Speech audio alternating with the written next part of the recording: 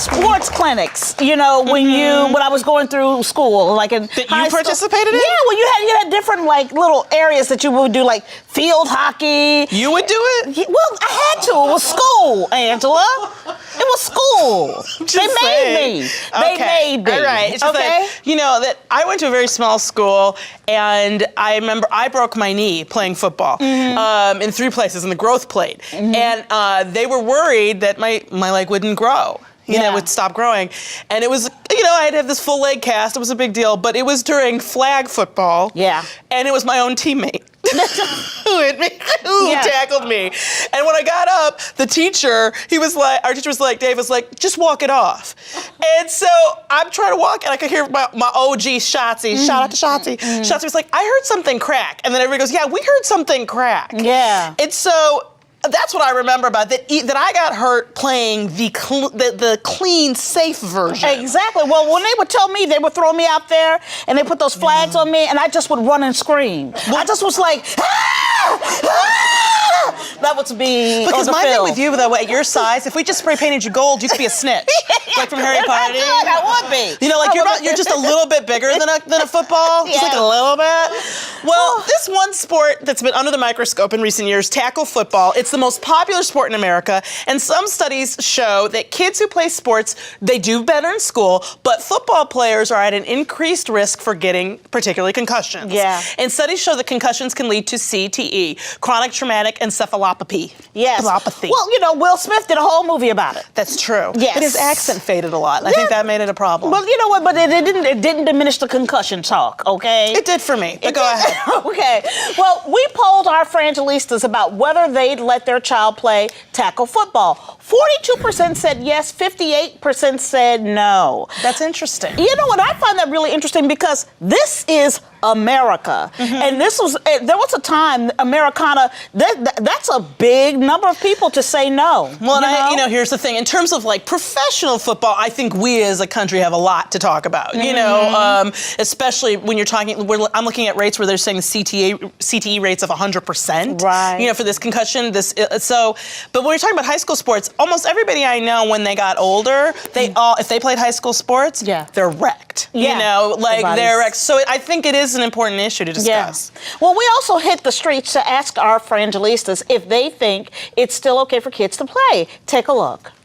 I really don't think it's okay for kids to be playing tackle football. I watched the movie Concussion a few years ago, and after watching that, I kind of stopped liking football. Even due to all the brain injuries, I think that it's still a great sport to be played as a kid growing up, and just practice the right safety measures and everything would be fine. Given what we know about brain injuries, I do think it's okay for kids to play tackle football. I think it's a hardy American sport. I grew up doing taekwondo and things like that as a kid, which, you know, gives you some endurance. It makes you a kid. Interesting, very interesting. So we're lucky to have not one, but 2 guests to help us out with this. First, we have former NFL player and the founder and CEO of Winner's Circle Athletics, Jordan Campbell. Welcome. Thank you for being here. And we have doctor and healing specialist, Dr. Ken Vu here also. Yay. Thank you so much. Jordan, Dr. Vu. Yes. So Jordan, what exactly is Winner's Circle Athletics? Winner's Circle Athletics is a human performance training company. And pretty much after I finished up with the NFL, I seen there was a lot of needs with education, with athletics, with nutrition, and just the way the game was played. So we built a facility to pretty much give all the student athletes an answer to the test. Okay. Yeah.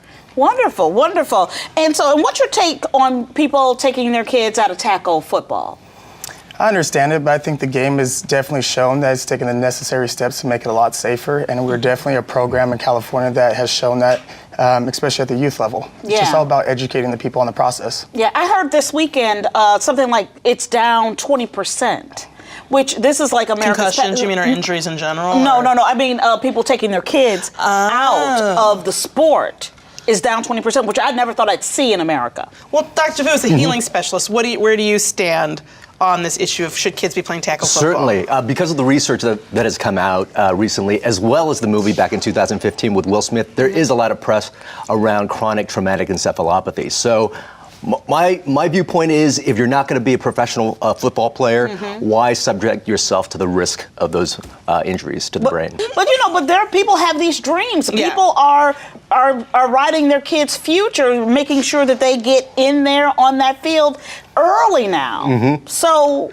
Yeah, my feeling is definitely have informed choice and informed consent. Know what the injuries does to the brain, and then as a child and parent unit, make that informed decision together. Mm-hmm.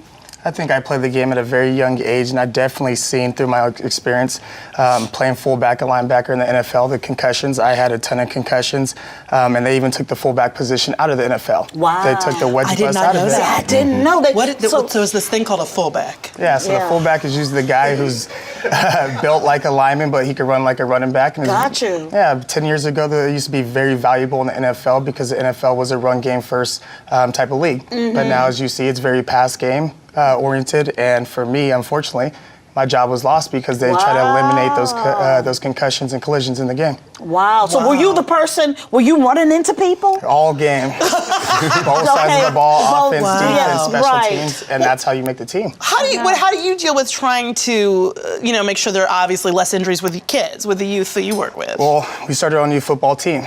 And what I've seen is by the time I got to USC or the NFL, that's when they started giving us all the best resources in the world to prevent these things. So very few, I would say 99% of youth sports is bad for kids. It's not just football, it's lacrosse, it's boxing. Yes, it's boxing. Wait, they do boxing in high school? Well, there are people who put their kids in boxing, you know? And you see the injuries even in those sports that are even the statistics higher than football. But again, it comes down to it's a very violent sport that everyone loves to watch.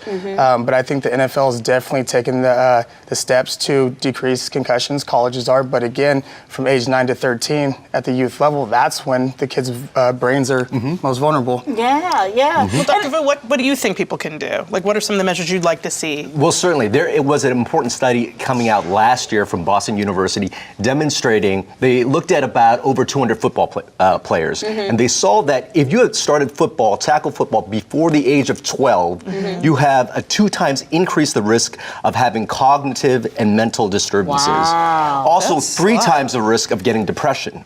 So it's right around that time, 10 to 12 years old, you have your brains kind of forming new connections, and the structural development of the brain very, very important during that time. So if you're having a lot of repetitive injury right around that time, you can have your child not reach his or her brain's full potential by having these injuries.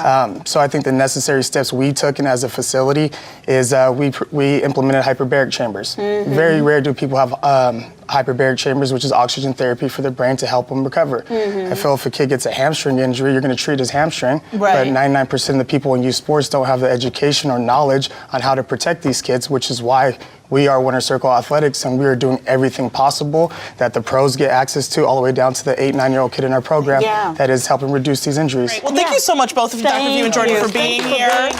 Me Time with Frangela.